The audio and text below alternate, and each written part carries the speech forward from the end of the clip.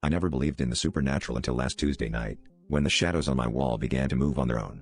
At first, I thought it was a trick of the light, the result of a flickering street lamp outside my apartment window. But as I watched, the shapes elongated and contorted, forming letters that spelled out things only I knew, secrets I had buried deep within my past. I shivered, recalling the nameless dread that had accompanied me for years, now manifesting in my dimly lit room. The shadows were alive, and they knew everything. In the days that followed, the messages became more complex and personal. Remember the lake? They spelled out one evening, pulling me back to that dark summer 10 years ago. I had promised myself I would never think about that day again, the day when everything went wrong. My heart pounded in my chest as I realized there was no one to blame but myself. I had hoped to forget, but the shadows were relentless, predicting my every thought and fear.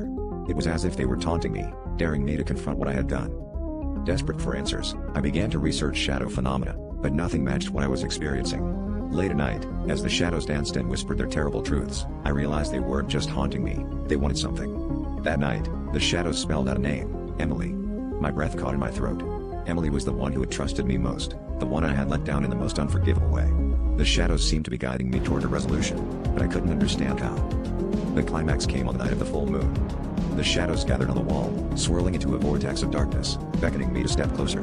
As I approached, the room grew colder, the air thick with a foreboding presence. The final message appeared, set me free. With trembling hands, I reached out, touching the cold plaster where Emily's name still glowed in darkness. In that moment, a gust of icy wind blew through the room, extinguishing the shadows and flooding me with memories I had tried so hard to forget.